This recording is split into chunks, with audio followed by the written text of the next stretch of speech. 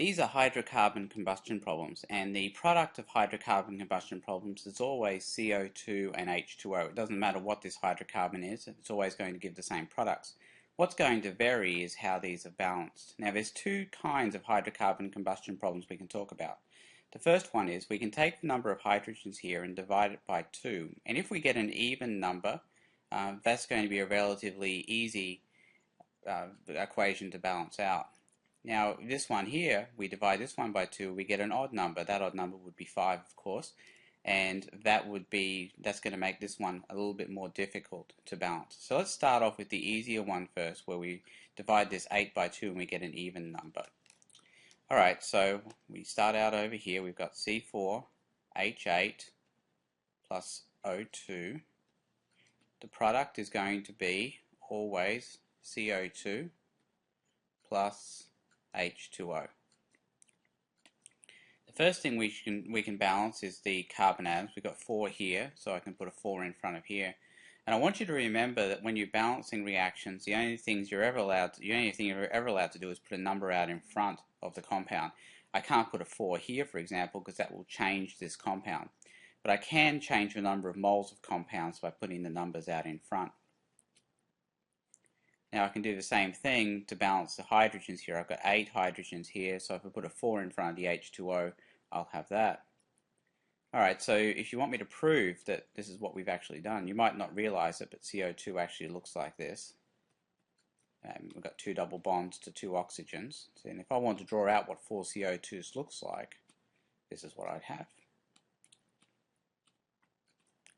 Now I can do the same thing to the H2O, and what I'm trying to do here is just prove to you that we do indeed have as many oxygens and hydrogens as I said we did, and that we are indeed balanced at least for carbons and hydrogens. Alright, so we've got over here 4 CO2s, there's your 4 carbons right there, and we've got 4 H2Os, and I've just drawn out water 4 times, and you can see that we do have indeed 8 hydrogens.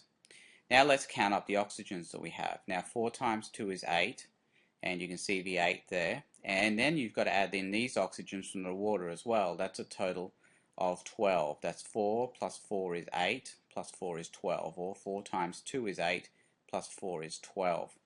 Now in order to balance this, I go over to the other side and I put a 6 in front of the O2. And when I do that, I draw out my 6 O2s, and O2 looks like this. I draw out 6 of these.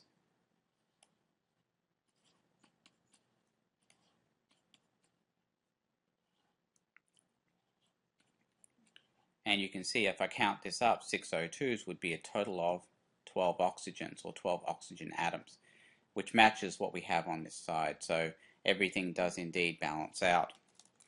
So that one's not too bad. If I go over here now and I try I'm going to try the other one.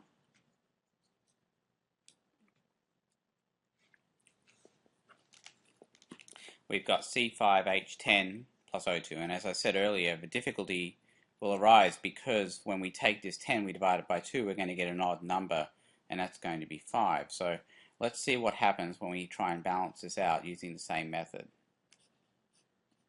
So we've got C5H10 plus O2. Move this over just a little bit. There we go. And again, the products are definitely going to be CO2 plus H2O. All right, no surprises there. Now we can go ahead and balance the carbons and hydrogens the same way as we did before. So I'll put a 5 in front of the CO2, that balances my carbons. And I'll put a 5 in front of the H2O, and that will now balance my hydrogens. Now what I'm going to do is, I'm going to do like I did before. I said I won't draw out the pictures. I'll just count up the number of oxygens. It's going to be 5 times 2 is 10, plus 5 is 15. So now we have 15 O atoms on this side. Now over here we've got O2, and I need to be able to find a way to turn that O2 into something that allows me to have 15 oxygens on this side. As you can see, the complication arises because I have O2 here and there's no number, no whole number I can use that multiplies by 2 to give 15. So what I'm going to have to do is use 15 divided by 2. Now you might be wondering, where do I get that from? Well, I get the 15 here, and 15 over 2 times 2 would give 15. But let me prove that to you. 15 over 2 is equal to 7.5. 15 over 2 is 7.5. Now let's see what 7.5 oxygens would look like.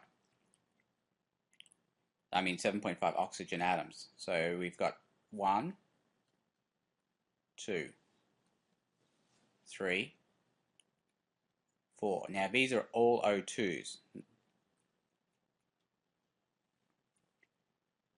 So that's 5 O2s, 6 O2s. Now that's 7 O2s. Now if I count this up, I've got 6 plus 6 plus 2, that's going to be 14, but I need 15 oxygens. And there we go. That would be 7.5 O2s, which amounts to 15 oxygen atoms. Alright, so that's what you need to grasp right there. Alright, so we get that far.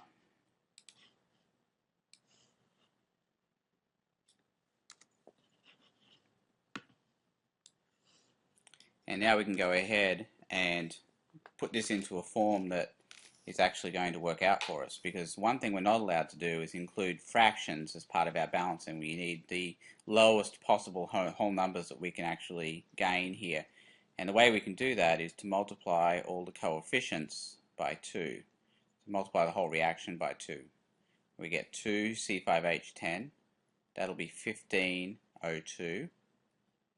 This will be 10 CO2, and this will be 10 H2O.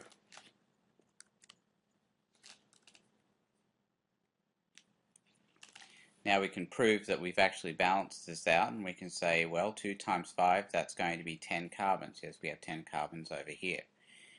2 times 10, that's 20 hydrogens. 10 times 2, that's 20 hydrogens as well. If you're in doubt about any of this, you can always draw out the requisite number of molecules and just count out the hydrogens and oxygens like I did in the first example. You shouldn't have to do that though, just multiplying out the coefficients with the subscripts is usually sufficient. Over here we've got 15 times 2 is 30 oxygens, and over here we've got 10 times 2 is 20, plus 10 times 1, which is 30. So you can see that the oxygens all balance out as well.